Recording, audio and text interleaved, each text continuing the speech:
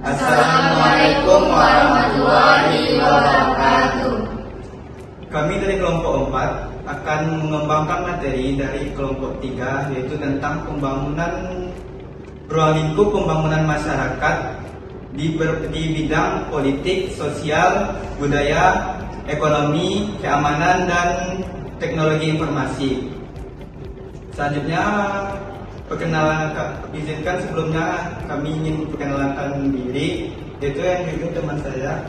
Perkenalkan, nama saya Vivian Sirah Bumi Aprila dengan NIM 2300557. Perkenalkan, nama saya Intan Nuraini dengan NIM 2300569. Perkenalkan, nama saya Arya Abdallah Dani dengan NIM 2305048. Perkenalkan, nama saya Jessica Nazwa Farezi dengan NIM 230055146. Perkenalkan, nama saya Nur Aliza dengan NIM 230050091. Ruang lingkup pembangunan masyarakat meliputi bidang politik, bidang ekonomi, bidang sosial budaya, bidang keamanan, dan bidang teknologi informasi. Bidang politik. 1. Pengertian. Ruang lingkup politik dan negara secara ringkas adalah segala sesuatu yang bersangkutan dengan kekuasaan, pemerintah, proses pemerintah, dan bentuk organisasi pemerintahan, lembaga atau institusi, tujuan negara atau pemerintahannya. Yang kedua, tujuan. Memberikan pemahaman secara integral terhadap politik dan nilai-nilai yang terkandung di dalamnya. Ilmu politik bertujuan untuk mensejahterakan bangsa, mencerdaskan kehidupan bangsa, dan memelihara perdamaian dunia. 3 contoh.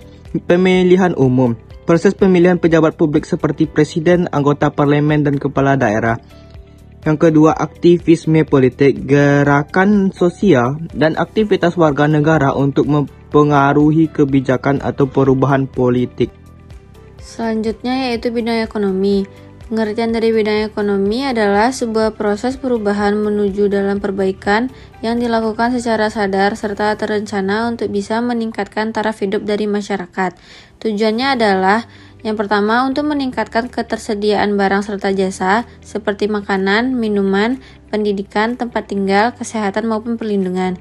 Yang kedua, meningkatkan pendapatan per kapita untuk dapat menjadi lebih sejahtera. Pendidikan yang lebih baik serta penyediaan yang lebih banyak dalam pekerjaan merupakan sebuah tujuan penting lainnya. Yang ketiga, mendorong kebebasan untuk membuat pilihan ekonomi dan sosial secara bertanggung jawab. Contohnya yaitu yang pertama, pergeseran dari sektor pertanian yang berubah menjadi sektor industri. Yang kedua, terbukanya lapangan pekerjaan yang bisa dibutuhkan oleh masyarakat. Selanjutnya, bidang sosial budaya. Pengertiannya, sosial budaya melibatkan segala sesuatu yang berkaitan dengan cara hidup, nilai-nilai, norma, kebiasaan, tradisi, institusi, dan interaksi sosial yang terjadi dalam suatu kelompok masyarakat.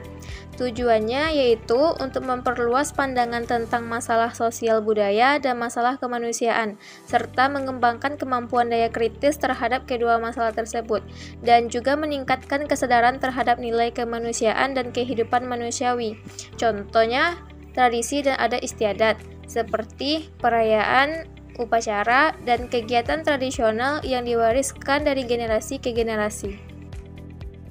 Selanjutnya, bidang keamanan. Pengertian bidang keamanan dalam pembangunan masyarakat merujuk pada upaya untuk menciptakan lingkungan yang aman, stabil, dan terlindungi dari ancaman fisik, sosial, atau politik.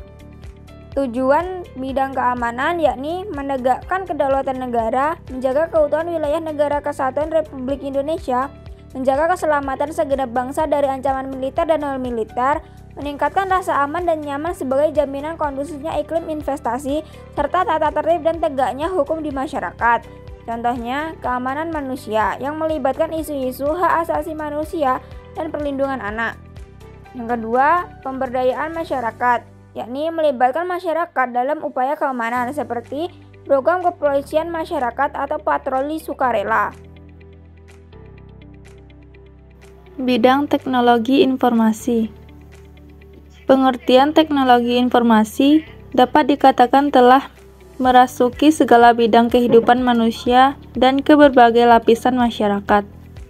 Pada masa sekarang, ponsel dengan kemampuan mengambil informasi dari internet telah menjadi barang yang biasa dipakai orang banyak, termasuk anak-anak, untuk berkomunikasi.